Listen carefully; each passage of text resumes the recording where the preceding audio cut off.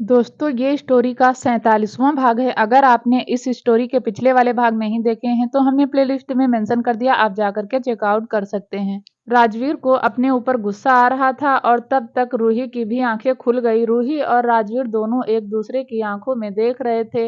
राजवीर अब भी रूही के ऊपर ही लेटा हुआ था, वहीं रूही की आंखों में कुछ सवाल थे जो वह राजवीर से पूछना चाहती थी और राजवीर की आंखों में उन सवालों के जवाब थे जिन्हें वह देना नहीं चाहता था। और फिर रूही राजवीर कुछ सेकंड तक एक दूसरे की आंखों में देखते रहे और फिर रूही ने अपने दोनों हाथ राजवीर के सीने पर रखे और उसे धक्का देते हुए कहा, हटो, मुझे वॉशरूम जाना है। इतना कहकर रूही जल्दी से खड़ी हो गई, लेकिन उसकी बॉडी में बहुत पेन हो रहा था। आखिर उसने पूरी रात भारी भरकम राजवीर की बॉडी अपने ऊपर जो झेली थी।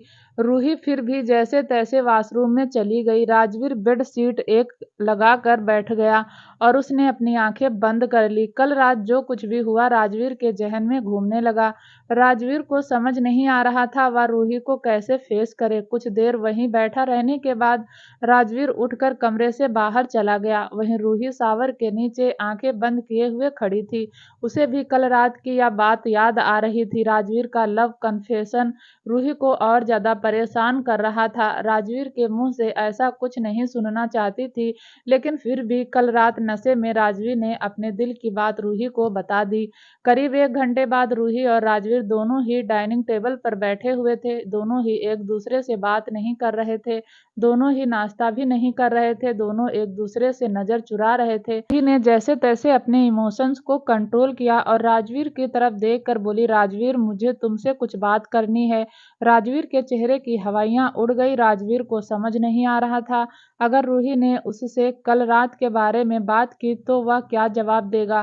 फिर भी राजवीर ने हिम्मत करते हुए कहा, हाँ बोलो, क्या बात करनी है। इस पर रूही ने कहा, कल रात रूही ने इतना ही कहा था कि राजवीर बोला, मेरी गलती नहीं थी, चाचू सिवाय दिव्यांश सब क्लब चले गए और मुझे भी ले गए और मैंने वहां बिना सोचे समझे ड्रिंक पर ड्रिंक कर ली और उसके बाद मुझे कुछ भी याद नहीं। सुबह जब आँख खुली तो तुम्हारे ऊपर था। आई एम सॉरी, मुझे कुछ भी याद नहीं कि कल रात मैंने क्या किया, पर इतना यकीन से कह सकता हूँ कि नशे में भी तुम्हारे साथ कुछ गलत नहीं किया होगा। सॉरी, कल रात में मैं नशे में था, कुछ गलत किया हो तो उसके लिए आई am very sorry. Sorry. Rajveer ने इतना कहकर रूही को देखा जो गुस्से में देख रही थी। राजवीर ने नजर चुराते हुए कहा, I am very sorry Ruhi, sorry, मैं सच कहता हूँ, मुझे कल रात का कुछ भी याद नहीं। मुझे तो यह भी याद नहीं कि मैं घर कैसे पहुंचा, ड्राइवर छोड़ कर गया है, रूही बोली। राजवीर ने कहा, वाह अच्छा। रूही गुस्से में राजवीर को देख रही थी और रूही भी यह बात समझ रही थी कि राजवीर इस बारे में बात नहीं करना चाहता, इसीलिए उसने झूठ बोल दिया। रूही ने भी बात को आगे नहीं बढ़ाया क्योंकि वह भी शायद यही चाहती थी कि राजवीर इस बात को यहीं छोड़ दे। राजवीर ने रूही के पास ऑप्शन ही नहीं छोड़ा, इसलिए रूही ने भी इस बारे में बात ना करना ही ठीक समझा।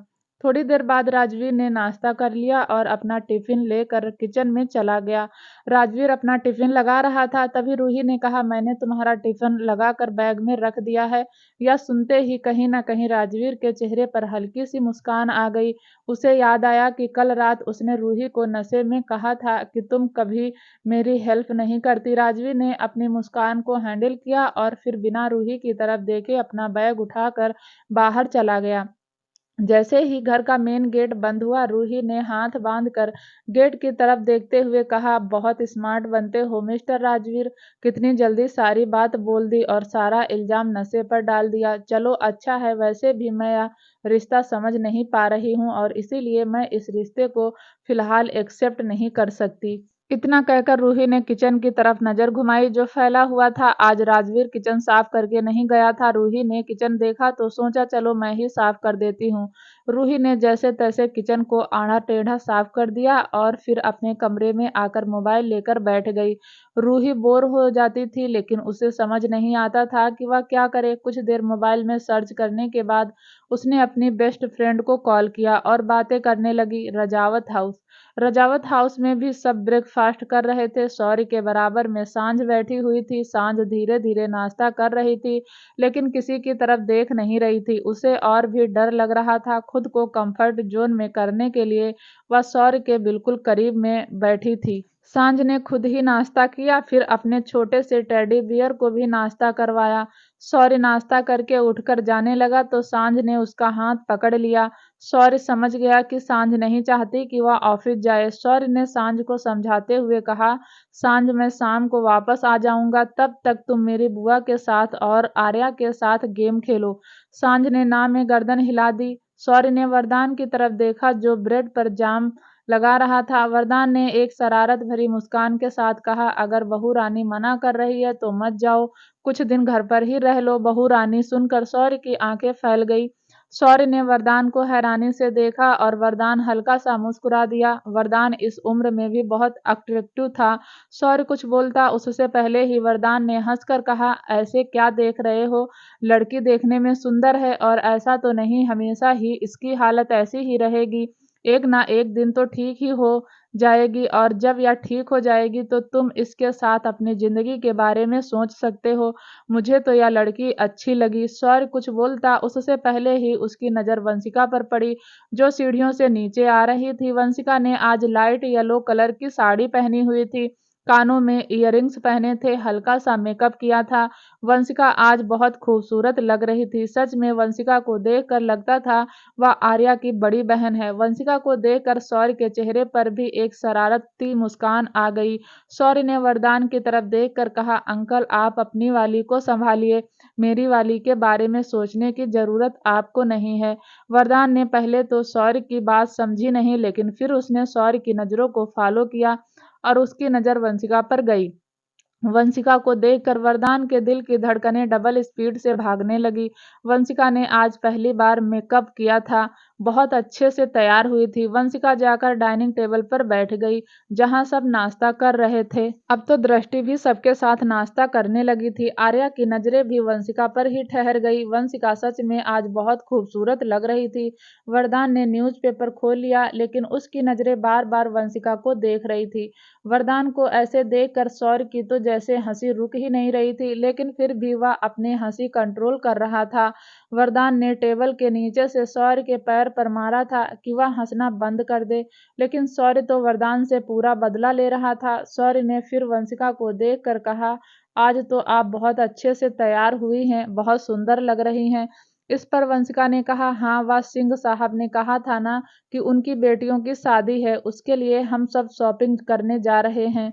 ओह अच्छा, मुझे नहीं पता था कि आप इस शादी की जिम्मेदारियां निभाना चाहती हैं। शौर्य ने वरदान को चिढ़ाते हुए कहा। वंशिका बोली, नहीं नहीं, भला मैं क्या जिम्मेदारी निभाऊंगी, मैं तो बस बच्चों के साथ थोड़ी सी शॉपिंग करने चली जाऊंगी। इस पर शौर्य ने मुस्कुराकर कहा, क्यों, आप क्यों जिम्मेदारी नहीं निभा सकती?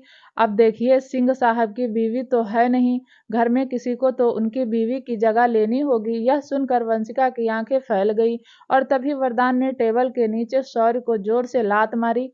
शौर्य अपनी बात सही करता हुआ बोला, अरे नहीं नहीं, मेरे कहने का मतलब है कि किसी को तो शादी की जिम्मेदारी निभानी होगी, तो आप ही निभा दीजिए। वह क्या है ना, मैं और अंकल तो ऑफिस में रहते हैं और हमें ज्यादा रस्मों का पता भी नहीं। आप अगर जिम्मेदारी ले लेंगी तो काफी हद तक हम लोगों का काम कम हो जाएगा। इस पर दृष्टि ने भी कहा, हाँ बुआ जी ले लीजिए ना। बुआ सुनते ही वंशिका ने हैरानी से दृष्टि को देखा तो शौर्य बोला, वह क्या है ना, आप कुछ कुछ हमारी बुआ जैसी दिखती हैं, तो इसीलिए हम दोनों अगर आपको बुआ कहें तो चलेगा।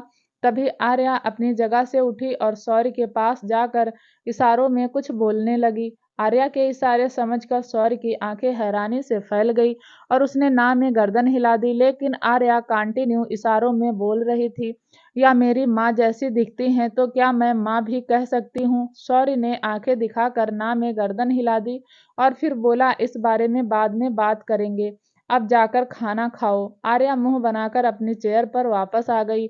शौर्य ने फिर वंशिका को देखकर कहा, मान जाइए ना बुआ जी। वंशिका अभी कुछ नहीं बोली। इस बार शौर्य ने वरदान का न्यूज़पेपर खींच लिया और वरदान को देखकर बोला, कहिए ना अंकल, बुआ मान जाएंगी। वरदान तो वैसे ही वंशिका को देखकर अपने शर्म को कंट्रोल कर रहा था, ऊपर से शौर्य का ऐसा बोलना जिसकी वजह से वरदान पानी पानी हो गया। फिर भी उसने खुद के इमोशन पर जैसे तैसे कंट्रोल किया और वंशिका को देखकर बोला, वंशिका जी, बच्चे सही कह रहे हैं, शादी की जिम्मेदारियां आप ले लेंगी तो मेरा और शौर्य का काम कुछ हल्का हो जाएगा।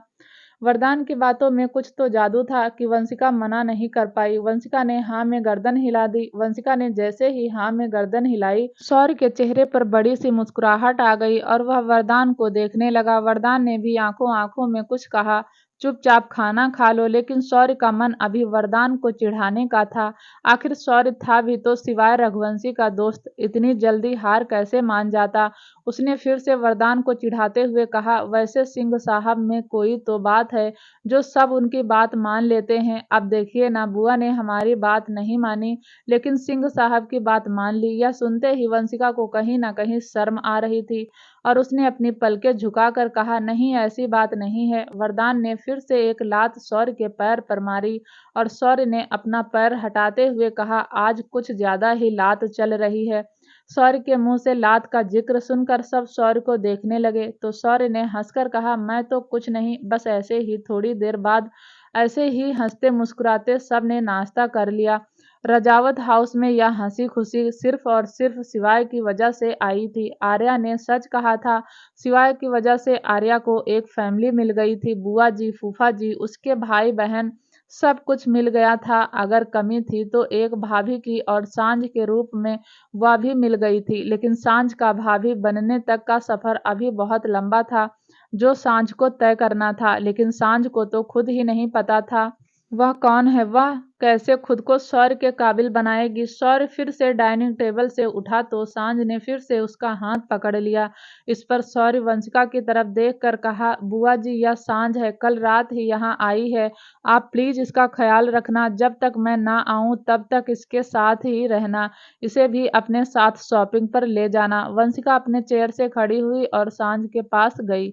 फिर उसने सांझ के सिर पर हाथ फेरकर कहा, हाँ शौर्य, मैं इसका ध्यान रखूंगी, तुम जाओ। शौर्य ने एक बार फिर से सांझ को समझाते हुए कहा, सांझ या तुम्हारा ध्यान रखेंगी, तुम्हें किसी से डरने की जरूरत नहीं है। देखो सांझ, मेरा जाना जरूरी है, अगर मैं नहीं जाऊंगा तो मुझे बहुत सारा लॉस हो जाएगा। क्या तुम चाहती हो तुम्हारे दोस्त को लॉस हो जाए? सांझ ने ना में गर्दन हिला दी।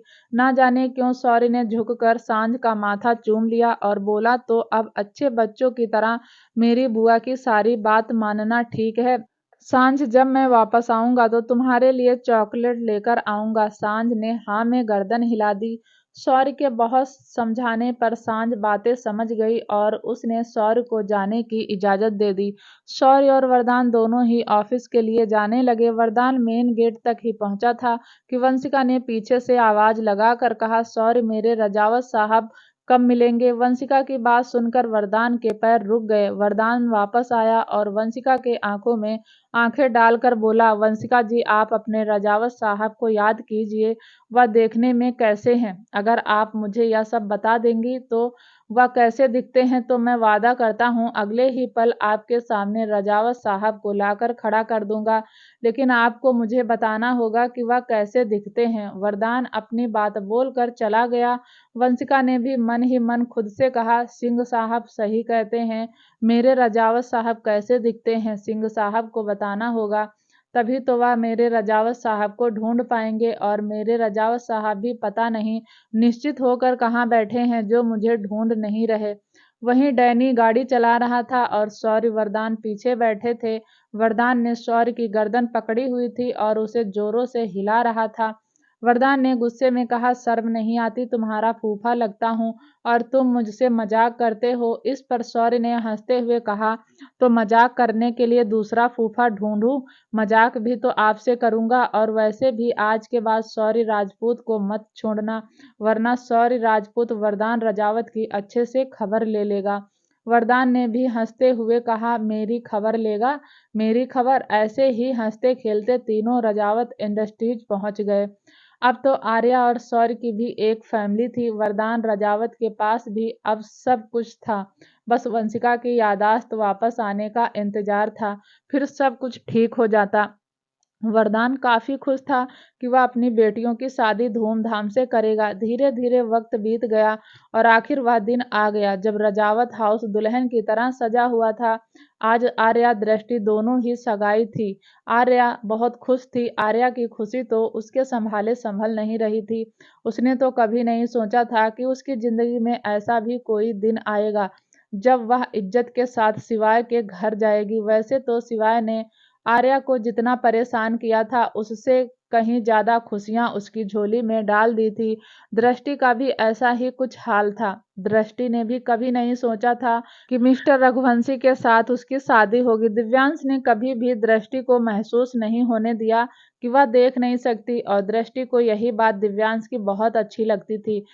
वंशिका वरदान ने भी जाने अनजाने में ही सही पर अपनी बेटियों की शादी की जिम्मेदारी ले ली थी और शौर्य उसका जब मन करता वह वरदान की खिंचाई कर देता। शौर्य का तो फेवरेट काम बन गया था वरदान को चिढ़ाना। वरदान भी कहीं ना कहीं शौर्य के इस शरारत से खुश होता था, लेकिन फिर भी शौर्य को डांट देता था। वंशिका अपने कमरे में किसी को कॉल कर रही थी, लेकिन वह फोन नहीं उठा रहा था। वंशिका को टेंशन हो गई और वह सीधा वरदान के कमरे में चली गई, लेकिन वरदान कमरे में नहीं था। वंशिका ने आवाज लगाते हुए कहा, सिंह साहब कहाँ हैं आप? तभी वॉशरूम का गेट खुला और वरदान टॉवल में बाहर आया। वंशिका की नजर तो वरदान पर ही टिक गई। वरदान को देखकर कोई नहीं कह सकता था कि अब 42 साल का आदमी होगा। वरदान की बॉडी अब भी मॉडल से कम नहीं थी। शौर्य के साथ वरदान कहीं जाता था तो शौर्य का बड़ा भाई लगता था। वरदान के बालों से जो पानी टपक रहा था वह वरदान को अट्रैक्टिव बॉडी पर और ज्यादा सूट कर रहा था। वंशिका को देखकर वरदान के चेहरे पर हल्की सी मुस्कुराहट आ गई। वरदान समझ गया कि वंशिका उसकी बॉडी को देख कर अट्रैक्ट हो रही है, इसलिए वरदान ने हंसते हुए कहा, कुछ कहा आपने वंशिका जी? लेकिन वंशिका का ध्यान तो वरदान को देखने में था। वरदान ने फिर कहा, वंशिका जी आपसे कह रहा हूँ, कुछ कह रही थी आप? वरदान की आवाज सुनकर वंशिका अपने होश में आई और झटके से पलट गई और उस कमरे से जाने लगी। वरदान ने वंशिका को रोकते हुए कहा, वंशिका जी आप कुछ कहने आई थी, बिना कहे जा रही हैं। वंशिका को इस वक्त बहुत शर्म आ रही थी। उसे खुद पर गुस्सा भी आ रहा था कि वह वरदान को ऐसे घूर रही थी। वंशिका ने अटकते हुए कहा, हाँ कुछ नहीं, आप तैयार हो जाइए, बाद में बात करते हैं। इस पर वरदान अपने बालों को टॉवेल से पोंछता हुआ वंशिका के सामने आया तो वंशिका घूम गई। वरदान फिर से वंशिका के सामने चला गया। वंशिका फिर से घूम गई। वरदान फिर से वंशिका के सामने गया तो वंशिका ने वरदान की आंखों में देखकर गुस्से में कहा, आपको शर्म नहीं आती? इतने बड़े हो गए हैं, कपड़े पहन लीजिए। वरदान को भी ना जाने आज क्या सूझी कि उसके अंदर 20 साल पहले वाला वरदान प्रवेश कर गया। वरदान ने भी शरारत भरे अंदाज में कहा, आपको भी तो शर्म नहीं आती? अभी 2 सेकंड पहले तो आप मुझे इतना घूर रही थी, अब आप शर्म करे जा रही हैं। फिर भी उसने हिम्मत करते हुए कहा, आप शौर्य के बड़े भाई लगते हैं। मैं कहना नहीं चाहती, लेकिन आपको भी शादी कर लेनी चाहिए। आपकी बच्चियां अपनी ससुराल चली जाएंगी तो आप अकेले हो जाएंगे। यह सुनते ही वरदान के चेहरे पर हल्की सी मुस्कान आ गई। वरदान ने कहा, आप बेफिक्र रहिए वंशिका जी, मैं अकेला नहीं रहूंगा। कोई है बहुत स्पेशल जो हमेशा मेरे पास रहेगा। उसके रहते हुए मुझे किसी की जरूरत नहीं। मैं बस उसके पास रहना चाहता हूँ। मेरी हमेशा से ख्वाहिश थी कि मैं बस उसके पास रहूं और अब वह हमेशा के लिए मेरे पास ही रहेगी। वंशिका को वरदान की आधी अधूरी बात समझ आ रही थी। एक तो वह घबरा रही थी, दूसरा वरदान साफ लहजे में बोल भी नहीं रहा था। उसने अपनी बातों को घुमा फिरा कर वंशिका के सामने रखा था, जिसे वंशिका बिल्कुल नहीं समझ पाई। वंशिका ने हिम्मत करते हुए फिर कहा, सिंह साहब छोड़ दीजिए। वरदान ने कहा, वंशिका आंखें खोलो। वंशिका ने ना में गर्दन हिला दी। वरदान ने फिर कहा, आंखें खोलो वंशिका। वंशिका ने फिर से ना में गर्दन हिला दी। वरदान ने फिर कहा, वंशिका प्लीज एक बार आंखें खोलो। वंशिका ने धीरे धीरे अपनी आंखें खोली। उसकी नजरें वरदान की नजरों से जा मिली। वरदान ने धीरे से कहा, मैंने पूछा था ना आपके सिंह साहब कैसे दिखते हैं, तो बताओ मुझे आपके सिंह साहब कैसे दिखते हैं? वंशिका वरदान को ही देखती रही और अचानक ही उसके मुंह से निकला, कुछ कुछ आपके जैसे कुछ सेकंड तक वंशिका वरदान एक दूसरे को देखते रहे। वरदान तो इस पल को हमेशा के लिए कैद कर लेना चाहता था। पूरे 18 साल बाद यह पल वरदान की जिंदगी में आया था। 18 साल बाद वह अपनी वंशिका को बाहों में भरकर खड़ा था और वंशिका ना जाने क्यों उसका मन कर रहा था वह वरदान को ऐसे ही देखती रहे। वंशिका अब भी पूरी तरीके से ठीक नहीं हुई थी, लेकिन कहीं ना कहीं वरदान को देखकर उसे सुकून मिलता था। वह वरदान से बातें करना चाहती थी, लेकिन अपने शर्म के चलते वरदान से बात नहीं करती थी, पर अपने दिल की बात वरदान को बता देती थी। दोनों ही एक दूसरे को देख रहे थे और तभी शौर्य दंदनाता हुआ कमरे में आ गया। शौर्य ने वरदान और वंशिका को इतने करीब से देखा तो उसने दोनों हाथ अपने मुंह पर रख लिए। शौर्य को अपनी आंखों पर यकीन नहीं हो रहा था कि वह अपनी बुआ और फूफा को इतने नजदीक देख रहा है। जब से वंशिका रजावत हाउस आई थी तब से उसने वरदान से एक दूरी बनाकर रखी थी, लेकिन आज वरदान की थोड़ा सा बेशर्मी की वजह से दोनों इतना करीब थे। शौर्य तो अब भी आंखें फाड़े वंशिका और वरदान को देख रहा था। तभी उसके मुंह से निकला, ओ शिट, गलत टाइम पर आ गया। शौर्य की आवाज जैसे ही वरदान वंशिका के कानों में पड़ी, दोनों झटके से एक दूसरे से दूर हो गए। वंशिका ने सेकंड नहीं लगाया और जल्दी से उस कमरे से भाग गई। शौर्य के चेहरे पर एक शरारत भरी मुस्कान आ गई। शौर्य ने वरदान को देखकर कहा, मैं जाने वाला था लेकिन वह मुझसे पहले ही चली गई। वरदान के चेहरे पर भी हल्की सी मुस्कान थी, क्योंकि आज इतने दिनों बाद वंशिका उसके इतना करीब आई थी। शौर्य वरदान के करीब गया और वरदान के कंधे पर हाथ मार कर बोला, क्या बात है फूफा जी, आपने तो रिकॉर्ड तोड़ दिया। मतलब सबके सामने डिस्टेंस मेंटेन करते हो, अकेले में डिस्टेंस खत्म कर देते हो। वरदान ने शौर्य को गुस्से में घूर कर देखा और बोला, शौर्य, तुझे नहीं लगता कि तुमने आज गलत टाइम पर एंट्री मारी है? इस पर शौर्य ने अपने बालों में हाथ मार कर कहा, मैंने तो पहले ही कहा था। ओ शिट, गलत टाइम पर आ गया। इतना कहकर शौर्य भागने लगा और वरदान शौर्य के पीछे भागता हुआ बोला, साले रुक, तुझे मैं बताता हूँ। शौर्य ने तकिया वरदान की तरफ देखते हुए कहा, फूफा जी, मैं साला नहीं हूँ, साले का बेटा हूँ। वरदान और शौर्य कब दोस्त बन गए थे दोनों को ही नहीं पता था। शौर्य बेझिझक वरदान की खिंचाई करता था और वरदान भी दोस्त की तरह शौर्य को ट्रीट करता था। वहीं दूसरी तरफ वंशिका की हालत बहुत बुरी हो गई थी। वंशिका को यकीन नहीं था कि वह अभी सिंह साहब के इतना करीब थी और उसने सिंह साहब को रोका भी नहीं, लेकिन कहीं न कहीं उसे कुछ पुरानी यादें याद आ रही थी। कुछ धुंधला-धुंधला सा याद आ रहा था, जैसे वह पहले भी सिंह साहब के इतना करीब आ गई हो। वंशिका पसीने से तरबतर हो गई थी। वह अपना पसीना पोंछ रही थी, लेकिन फिर भी उसे पुरानी यादों ने घेर लिया था। वंशिका बेड पर गई और अपनी घबराहट को कंट्रोल करने की कोशिश करने लगी। थोड़ी देर बाद सब तैयार हो गए, लेकिन वंशिका कमरे से बाहर नहीं आई। शौर्य ने फिर से वरदान के पास जाकर कहा, फूफा जी, यह तो गलत बात है। आपने मेरी बुआ को इतना परेशान कर दिया कि अब वह शर्म के मारे बाहर ही नहीं आ रही। इस पर वरदान थोड़ा सा सीरियस होते हुए बोला, शौर्य, देख कर आओ, वंशिका को क्या हुआ है? ऐसा तो नहीं उसकी तबीयत फिर से खराब हो गई हो? शौर्य ने कहा, अरे फूफा जी, कुछ नहीं हुआ, अभी उनके कमरे से आ रहा हूँ, तैयार हो रही हैं, थोड़ी देर में आ जाएंगी। शौर्य ने फिर ऊपर से नीचे वरदान को देखकर कहा, फूफा जी, कहीं ऐसा तो नहीं आपके अंदर के पुराने आशिक से रहा नहीं जा रहा? बुआ को देखे बिना वरदान ने हल्के गुस्से में शौर्य को देखा और फिर सांझ के कमरे की तरफ देखते हुए कहा, जाकर बहू रानी को ले आओ, ऐसा ना हो वह खुद और टेडी बियर दोनों को तैयार करने में ही लगी हो। शौर्य ने हंसकर कहा, हाँ हाँ, जाकर देखता हूँ सांझ को क्या कर रही है। शौर्य वरदान की बातों को हल्के में लेता था। उसे नहीं पता था कि जो बात वरदान मजाक में कहता है वह सच होने वाली है। सांझ हमेशा के लिए उस घर की बहू रानी बनने वाली है। शौर्य जब सांझ के कमरे में आ गया तो सांझ अपनी ड्रेस में उलझी हुई थी। सांझ ने एक पिंक कलर का प्रिंसेस गाउन पहना हुआ था, जिसमें वह बेहद खूबसूरत लग रही थी। सांझ ने वह ड्रेस तो पहन ली थी, लेकिन सांझ से वह ड्रेस कैरी नहीं हो रही थी। ना ही सांझ ने अपने बाल बनाए थे। सांझ तो बस उस ड्रेस को मिरर में देख रही थी और खुश हो रही थी और बार बार अपने टेडी बियर से भी कह रही थी, देखो टेडी बियर, मैं कितनी खूबसूरत लग रही हूँ, एकदम प्रिंसेस जैसी। सांझ को ऐसे करता हुआ देख शौर्य के चेहरे पर हल्की सी मुस्कुराहट आ गई। शौर्य अंदर आया तो सांझ को देखकर खुश होकर बोली, देखो मैं कितनी सुंदर लग रही हूँ। इस पर शौर्य ने कहा, तुम बहुत सुंदर लग रही हो, लेकिन तुम ऐसे बाहर आओगी? सांझ ने कहा, तो कैसे बाहर आऊंगी? शौर्य ने सांझ के बालों को अच्छे से संवार दिया।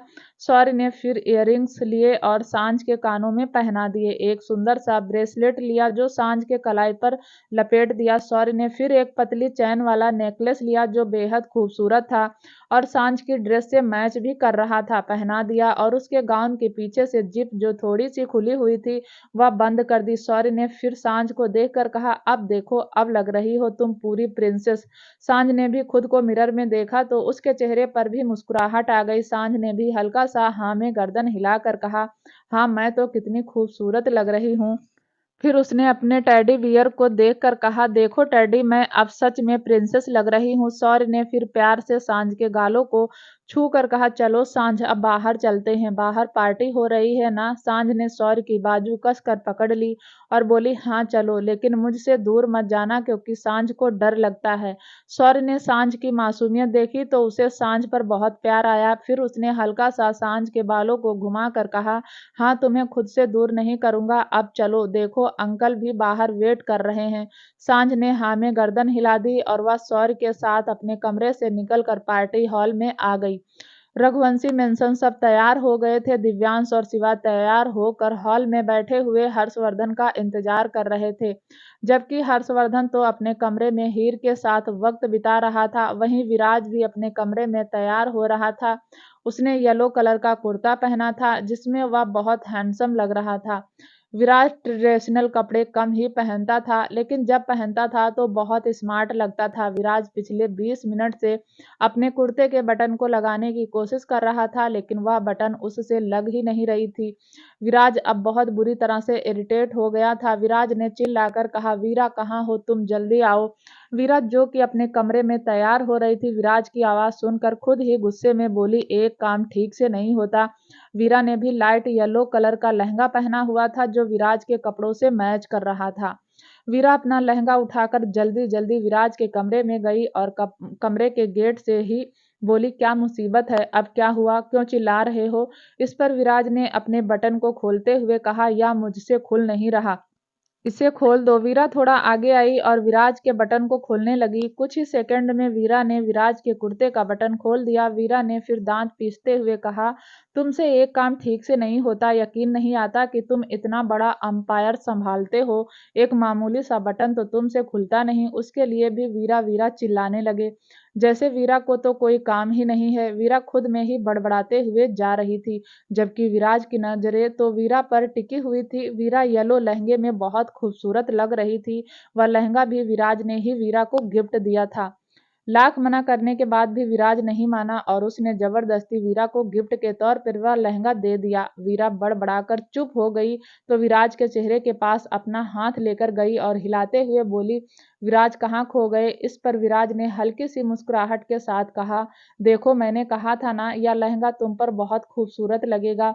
वीरा नासमझी में विराज को देखने लगी। विराज ने वीरा की बाजू पकड़ी और उसे मिरर के सामने लेकर आया और फिर बोला, देखो तुम कितनी खूबसूरत लग रही हो। विराज ने तो बहुत सहज होकर यह बात बोल दी, जबकि वीरा उसके चेहरे की तो हवाइयां उड़ गई। विराज जब जब वीरा की तारीफ करता था, वीरा की दिल की धड़कनें भागने लगती थी। वीरा के दिल और दिमाग में जंग होने लगी थी।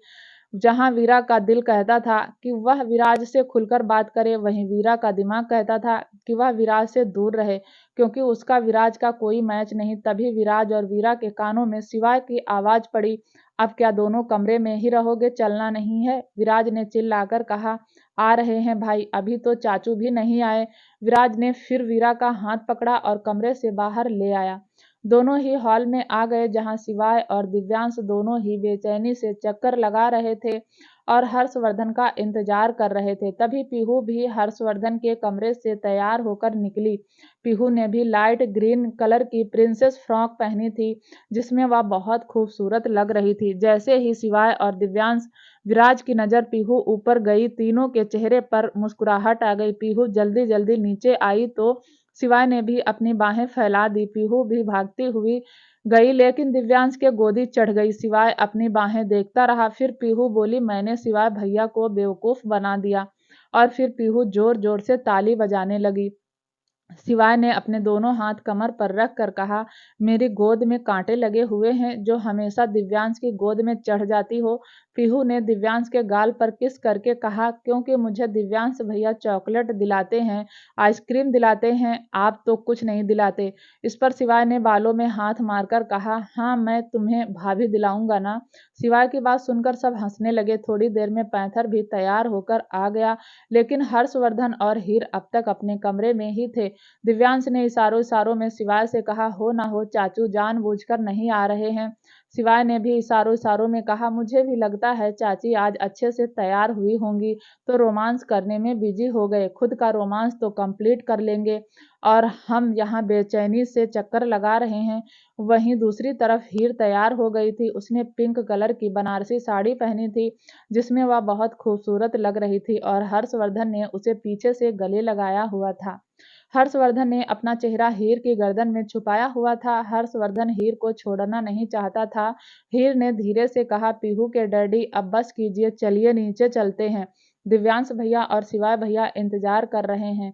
आखिर उन्होंने कितना ही इंतजार कर लिया, ऐसा ना हो कि वह ऊपर ही आ जाए।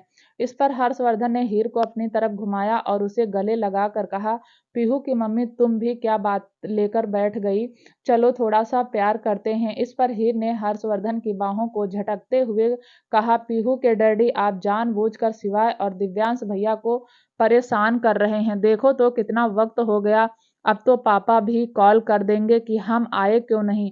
हर्षवर्धन ने फिर से अपनी बाहें हीर पर लपेटते हुए कहा, ओ जी अभी तो बहुत वक्त है, पार्टी तो रात की है, अभी तो दोपहर के 2 बजे हैं, इतनी जल्दी जाकर क्या करेंगे, थोड़ा साथ में वक्त बिता लेते हैं। हीर ने फिर से हर्षवर्धन की बाहों को झटकते हुए कहा, या आप भी जानते हैं दिव्यांश भैया और शिवाय भैया से इंतजार नहीं हो रहा, फिर भी आप उनके इंतजार को बढ़ावा दे रहे हैं। चलिए ना चलते हैं, सुबह 11 बजे से तैयार होकर बैठे हैं दोनों, एक बार उनकी हालत पर तरस तो खाइए। इस पर हर्षवर्धन सोफे पर बैठ गया और उसने हीर का हाथ पकड़कर अपनी तरफ खींच लिया। हीर भी जाकर हर्षवर्धन की गोद में बैठ गई। हर्षवर्धन ने अपना चेहरा हीर की गर्दन में छुपाते हुए कहा, शिवाय और दिव्यांश मुझ पर तरस खाते हैं जो मैं उन पर खाऊं। हर्षवर्धन धीरे धीरे हीर को किस करने लगा। किस करते करते हीर भी हर्षवर्धन को महसूस करने लगी। वहीं दूसरी तरफ शिवाय ने दांत पीसते हुए दिव्यांश से कहा, यह हमारे बाप का भाई कुछ ज्यादा ही जालिम है। दिव्यांश ने भी कहा, पता नहीं खुद को क्या समझते हैं। वीरा तो सबको देखकर मन ही मन हंस रही थी। वीरा को भी दिव्यांश और शिवाय की हालत पर तरस आ रहा था, लेकिन बेचारी कर भी क्या सकती थी। दिव्यांश ने जब वीरा को देखा तो वीरा ने अपनी हंसी कंट्रोल कर ली। दिव्यांश ने हंसकर कहा, नहीं नहीं हंस लो, हमें तो खुद अपनी हालत पर हंसी आ रही है, तुम भी हमारी हालत पर हंस लो। आखिर कर भी क्या सकते हैं, चाचू को हम पर तरस ही नहीं आ रहा। वहीं अभी हर्षवर्धन हीर की खूबसूरती में डूबा हुआ था। हर्षवर्धन और हीर के साथ हद पार करता उससे पहले ही हीर ने हर्षवर्धन को रोकते हुए कहा, पीहू के डैडी अब चुपचाप नीचे चलिए। हर्षवर्धन के चेहरे पर एक मुस्कान आ गई। हर्षवर्धन ने कहा, तो लगता है तुम्हें भी दिव्यांश और शिवाय पर तरस आ रहा है। हीर ने मुंह बनाकर हाँ में गर्दन हिला दी। फिर हीर ने अपनी साड़ी ठीक की और हर्षवर्धन के कपड़े भी ठीक किए और फिर हर्षवर्धन को खींचती हुई कमरे से बाहर ले आई। तीनों ने नजर उठाकर देखा तो हर्षवर्धन हीर दोनों ही नीचे आ रहे थे। हर्षवर्धन ने आज लाइट पिंक कलर का कुर्ता पहना था। दिव्यांश और शिवाय दोनों ही हर्षवर्धन को गुस्से में घूर रहे थे। वहीं हर्षवर्धन के चेहरे पर हल्की सी मुस्कान थी। शिवाय ने हल्के गुस्से में कहा, क्या बात है चाचू, आज तो आपके चेहरे की मुस्कुराहट बता रही है कि आज आप हमारे सगाई से बहुत खुश हैं। इस पर हर्षवर्धन ने भी हल्का सा मुस्कुराकर कहा, हाँ बिल्कुल भला, मेरे भतीजे इतने बड़े हो गए कि शादी करने जा रहे हैं तो मैं खुश नहीं हूँ। सिवाय कुछ बोलता उससे पहले ही हीर ने हर्षवर्धन की बाजू पकड़कर उसे बाहर की तरफ ले जाते हुए कहा, बस कीजिए पीहू के डैडी, क्यों परेशान कर रहे हैं, चलिए अब चलते हैं। काफी देर हो गई। हर्षवर्धन तो हीर के साथ जा रहा था, लेकिन पीछे पलटकर दिव्यांश और शिवाय को मुस्कुराकर देख रहा था, जिसका साफ मतलब था कि वह अपने दोनों भतीजे को चिढ़ा रहा है। हर्षवर्धन की मुस्कुराहट देखकर विराज और पैंथर से रहा नहीं गया और वह जोर जोर से हंसने लगे। दिव्यांश ने विराज के सिर पर मार कर कहा, तुझे बड़ी हंसी आ रही है, अब चल चलते हैं। वहीं दूसरी तरफ वरदान काफी देर से वंशिका का इंतजार कर रहा था, लेकिन वंशिका अब तक तैयार होकर नीचे नहीं आई। वरदान की नजर बार बार वंशिका के कमरे की तरफ जा रही थी। वरदान वंशिका को देखना चाहता था, क्योंकि वंशिका जब से रजावत हाउस आई थी तब से एक बार भी तैयार नहीं हुई थी। आज वह देखना चाहता था कि जब वंशिका तैयार होती है तो कैसी लगती है। बेशक दोनों के बीच 18 साल से दूरियां थी, लेकिन वरदान अब भी वहीं खड़ा था जहां वह 18 साल पहले खड़ा था। आखिर वरदान का इंतजार खत्म हो गया और वंशिका अपने कमरे से निकलकर हॉल में आने लगी। वंशिका ने ब्लू कलर की साड़ी पहनी थी। वंशिका ने पहली बार इतना डार्क कलर पहना था जिसमें वह बहुत खूबसूरत लग रही थी। वरदान तो वंशिका को ही देख रहा था। अचानक ही उसने अपने कपड़ों की तरफ देखा तो वरदान नेवी ब्लू कलर का कुर्ता पहना हुआ था और उसके चेहरे पर यह देखकर एक मुस्कुराहट आ गई। जाने अनजाने में ही सही, लेकिन वरदान और वंशिका के कपड़े मैच कर गए। फाइनली वंशिका नीचे आ गई, लेकिन वंशिका ने एक बार भी वरदान की तरफ नहीं देखा। एक तो पहले ही वंशिका शर्माती थी और दूसरा उसकी हिम्मत आज वरदान की तरफ देखने की नहीं थी। इसलिए वह जाकर आर्या और दृष्टि के पास खड़ी हो गई। आर्या और दृष्टि ने दोनों ने ही गाउन पहना था जिसने वह बेहद खूबसूरत लग रही थी। थोड़ी देर बाद हर्षवर्धन भी अपने भतीजे को लेकर वहां आ गया। वरदान और शौर्य ने बहुत ही इज्जत के साथ उनका स्वागत किया। हर्षवर्धन ने फिर नजर घुमा कर देखा तो रूही अभी तक नहीं आई थी। हर्षवर्धन को रूही का ना मिलना कहीं ना कहीं खटक रहा था। हर्षवर्धन ने दिव्यांश को देखकर कहा, क्या तुमने रूही को इन्फॉर्म नहीं किया? दिव्यांश बोला, चाचू आती ही होगी। तभी बाहर बुलेट रुकने की आवाज आई। हर्षवर्धन, दिव्यांश सिवाय सबने बाहर की तरफ देखा तो वह राजवीर की बुलेट थी और रूही उसके पीछे बैठी थी। राजवीर ने आज 3 पीस सूट पहना हुआ था। वहीं रूही ने एक रेड कलर का फ्रॉक पहना था जिसमें वह बहुत खूबसूरत लग रही थी। रूही भी अंदर आई और आते ही हर्षवर्धन के गले लग गई। हर्षवर्धन ने कहा, इतना लेट क्यों हो गई? इस पर रूही बोली, वह राजवीर की बाइक खराब हो गई थी। रूही के पीछे पीछे राजवीर भी रजावत हाउस के अंदर आ गया। राजवीर को देखकर हर्षवर्धन ने राजवीर को भी गले लगा लिया। दिव्यांश की नजर जब दृष्टि पर पड़ी तो उसकी नजर दृष्टि पर ही ठहर गई। दृष्टि ने लैवेंडर कलर के गाउन में बहुत खूबसूरत लग रही थी। दिव्यांश को तो यकीन ही नहीं हो रहा था कि उसकी दृष्टि हमेशा के लिए उसकी हो जाएगी। वहीं दूसरी तरफ शिवाय ने जब आर्या को देखा तो उसकी नजरें भी आर्या पर टिक गई। आर्या ने भी स्काई ब्लू कलर का गाउन पहना था जिसमें वह बेहद खूबसूरत लग रही थी। शिवाय से तो रुका ही नहीं गया और वह सीधा जाकर आर्या के गले लग गया। शिवाय ने आर्या को गोद में उठाकर घुमा दिया। यह देखकर पार्टी में आए सभी लोग हंसने लगे। थोड़ी देर बाद सगाई की रस्म शुरू होने लगी। शौर्य ने भी भाई होने के नाते दिव्यांश और शिवाय का टीका किया और उन्हें बहुत सारे गिफ्ट दिए। टीके की रस्म होने के बाद दिव्यांश ने दृष्टि को अंगूठी पहना दी और सब ने क्लैपिंग की। शिवाय ने भी आर्या को अंगूठी पहना दी। इस पर वरदान ने वंशिका की तरफ देखा तो वंशिका ने अपनी नजरें झुका दी। पैंथर पूर्वी के पीछे जाकर उसके कान में धीरे से बोला, अब तो शौर्य की भी शादी हो गई, तुम्हारा क्या ख्याल है? हम शादी कब करेंगे? पूर्वी ने कहा, इस जन्म में तो मैं तुमसे शादी करूंगी नहीं, तो बेहतर होगा अपनी आशिकी का टोकरा लेकर कहीं और चले जाओ। पूर्वी तुम्हारी बातों में आने वाली नहीं है।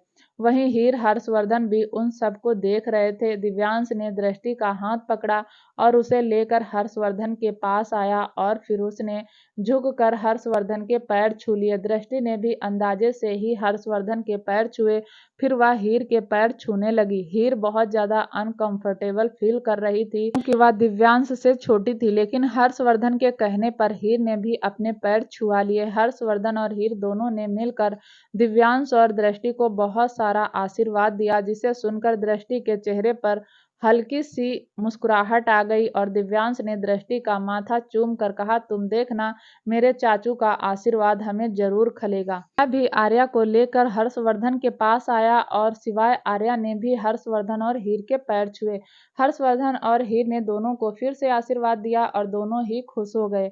सिवाय दिव्यांश, आर्या, दृष्टि, चारों ने वरदान के भी पैर छुए और वरदान ने भी उन्हें बहुत सारा आशीर्वाद दिया। धीरे धीरे सब डांस करने लगे। वीरा और विराट तो जैसे रुकने का नाम ही नहीं ले रहे थे। उन दोनों ने तो जमकर डांस किया। पैंथर भी पूर्वी को लेकर जबरदस्ती डांस फ्लोर पर आ गया और वह भी बहुत मस्ती में डांस करने लगे। डांस करने के बाद सब कपल डांस करने लगे। शौर्य ने जानबूझकर वंशिका को डांस फ्लोर पर ले आया और उनसे साथ डांस करने लगा। वंशिका मना करती रही लेकिन शौर्य नहीं माना। शौर्य ने कहा, अरे बुआ जी, इसमें शर्माना क्या, देखो ना आज मेरी बहनों की सगाई हुई है, आज तो हमें खुलकर अपनी खुशी को सेलिब्रेट करना चाहिए और आप हैं कि मना कर रही हैं। शौर्य के बहुत ज्यादा फोर्स करने पर वंशिका शौर्य के साथ डांस करने लगी। शौर्य और वंशिका डांस कर रहे थे तो दोनों ही खिलखिलाकर हंस रहे थे क्योंकि वंशिका को डांस करना आता नहीं था और शौर्य उन्हें डांस करना सिखा रहा था। वहीं दूसरी तरफ वरदान भी सांझ के साथ डांस कर रहा था लेकिन सांझ को तो जैसे डांस करना आ ही नहीं रहा था। वरदान ने कहा, बच्चा बहुत आसान है, इसमें डरने वाली क्या बात है, देखो ऐसे करो ऐसे। सांझ भी वरदान के साथ कंफर्ट महसूस करके डांस करने लगी। वरदान भी सांझ को बच्चों की तरह ट्रीट करता था। तभी अचानक से पार्टनर चेंज हुए और वंशिका घूमकर वरदान के पास चली गई और सांझ शौर्य के पास आ गई। सांझ जैसे ही शौर्य के पास आई उसके चेहरे पर बड़ी सी मुस्कुराहट आ गई क्योंकि वह सबसे ज्यादा कंफर्टेबल शौर्य के साथ थी महसूस करती थी। शौर्य भी सांझ को खुश देखकर खुश हो गया। वहीं वंशिका जब वरदान के पास गई तो वंशिका के दिल की धड़कनें तेज हो गई। वंशिका नजर झुकाकर जाने लगी तो वरदान ने वंशिका की कमर पर हाथ रखकर खुद से सटा लिया। वंशिका की तो जैसे सांस ही अटक गई। वह आज पूरी पार्टी में वरदान को इग्नोर कर रही थी लेकिन वरदान नहीं चाहता था वंशिका उसे इग्नोर करे। इस वक्त ना तो वंशिका रिएक्ट कर रही थी और ना ही वरदान, लेकिन वरदान ने वंशिका को खुद से दूर नहीं किया और उसके साथ कपल डांस करने लगा। वरदान की नज़र वंशिका पर ही टिकी हुई थी और वंशिका वह तो नज़र झुकाए हुए धीरे धीरे डांस कर रही थी। जहां सांझ शौर्य के साथ खुलकर डांस कर रही थी और शौर्य के साथ मस्ती कर रही थी, वहीं वरदान के पास आते ही वंशिका की सारी मस्ती ढीली पड़ गई। वहीं सिवाय लगभग आर्या को गले लगाकर ही डांस कर रहा था और दिव्यांश वह भी बस दृष्टि की खूबसूरती में खो गया था। विराज जिसने देव को गोदी में लिया हुआ था वह बोला, तू भी खुश हो जा, तेरे बाप की सगाई है और कुछ दिनों बाद तेरे बाप की शादी है। यह सुनते ही देव के चेहरे पर हल्की सी मुस्कान आ गई और विराज ने झुककर देव के माथे को चूम लिया। देव को तो पता ही नहीं था कि वह कितने लाड प्यार से पलने वाला है। वहीं राजवीर और रूही भी कपल डांस कर रहे थे। राजवीर रूही से नजर नहीं मिला रहा था क्योंकि उसे कहीं ना कहीं डर था रूही उससे पिछली रात के बारे में सवाल ना करने लगे। वैसे तो राजवीर ने रूही को झूठ बोलकर टरका दिया था लेकिन फिर भी राजवीर के दिल में कहीं ना कहीं यह बात बैठ गई थी कि रूही उस रात का जिक्र जरूर कर देगी। राजवीर को कहीं ना कहीं खुद पर गुस्सा भी आ रहा था कि उसने नशे की हालत में अपना लव कन्फेशन कर दिया। वहीं रूही कंटिन्यू राजवीर को देख रही थी और उसे महसूस करने की कोशिश कर रही थी। रूही ने भी मन ही मन कहा, मैं जानती हूँ तुमने मुझे उस रात झूठ बोला था लेकिन मैं बात को बढ़ाना नहीं चाहती। उम्मीद करती हूँ आज के बाद तुम ऐसा कुछ नहीं कहोगे। थोड़ी देर बाद पार्टनर फिर चेंज हुए और पीहू भी राजवीर के पास आकर बोली, अब पीहू आपके साथ डांस करेगी।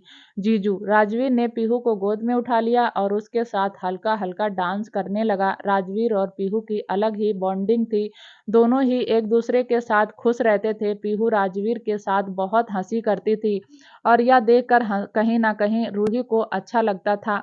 राजवीर धीरे धीरे रूही के दिल में जगह बना रहा था और रूही को इस बारे में अभी भी पता नहीं था। पार्टनर चेंज हुए तो सांझ घूमकर दिव्यांश के पास आ गई।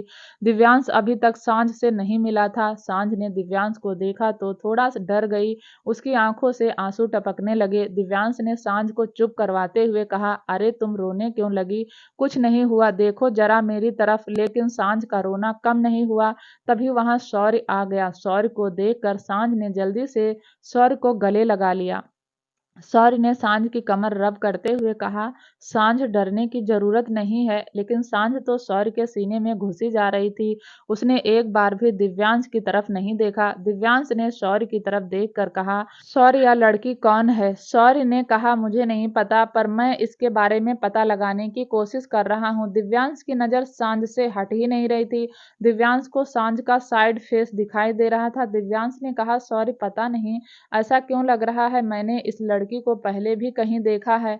यह सुनते ही शौर्य के कान खड़े हो गए। शौर्य ने दिव्यांश को देखकर कहा, दिव्यांश मुझे भी ऐसा ही लगता है जैसे मैंने इस लड़की को पहले भी कहीं देखा है लेकिन शायद याद नहीं आ रहा कहाँ देखा है। क्या होगा आगे जानने के लिए प्लीज चैनल को लाइक शेयर सब्सक्राइब करें ताकि जब भी वीडियो डालें आपको नोटिफिकेशन तुरंत मिले। तब तक के लिए नमस्कार, धन्यवाद।